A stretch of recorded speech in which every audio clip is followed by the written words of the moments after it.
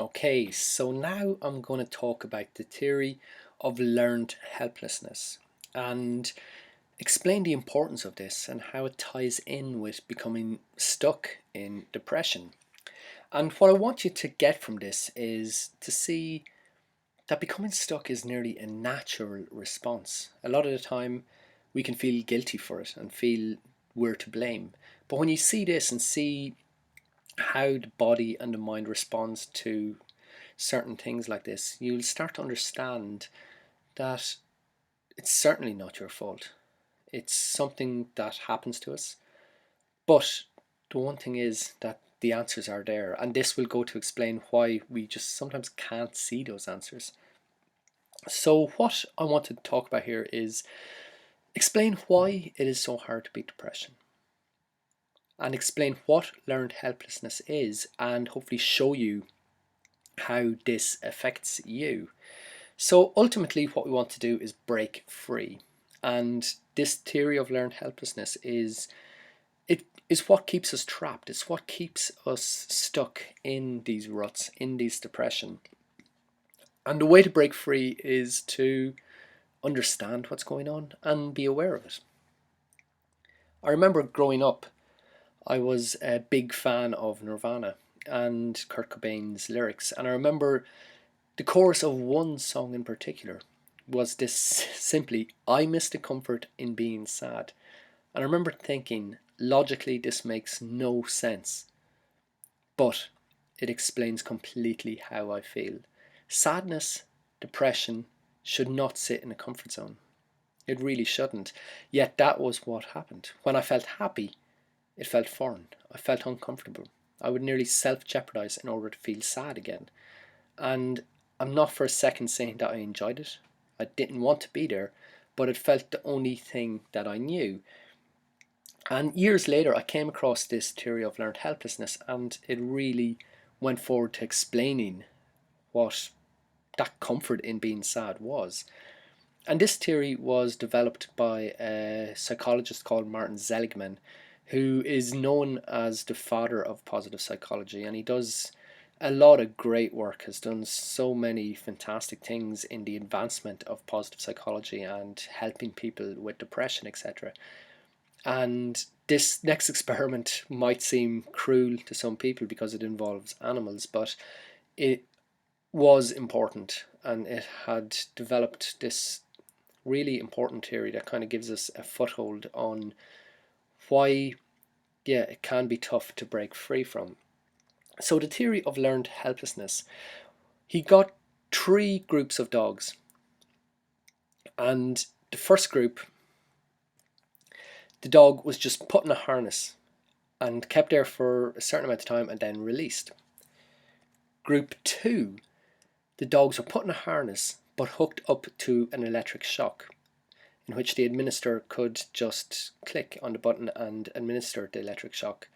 But the dogs in group 2 had a button that they could press in order to stop this. The dogs in group 3 were also attached to an electric shock, but they had no button to stop it. These dogs relied on the dogs from group 2, without them being aware of it, the dogs in group 2 to stop this electric shock. So the shock would be administered, the dog would have to experience and go through it until then miraculously it would stop, and they had no idea how it stopped or when it stopped. The big thing was that the dogs in group 2 had control over the shock. The dogs in group 3 had no control over the shock. So the second part of this experiment, the dogs were put in this little shuttle box with a little partition, something that a dog could easily jump over. And they were put in this shock zone where, again, the floor could be turned electric and the dog would have to respond to that. So one side had the electric shock, the other side didn't. What they found out was that the dogs in group 1 and group 2, group 1 were the dogs that were just harnessed, group 2 were the dogs that had the shock but had the control in stopping it. When the floor was put with an electric shock, both groups of dogs would just jump over to safety and feel okay.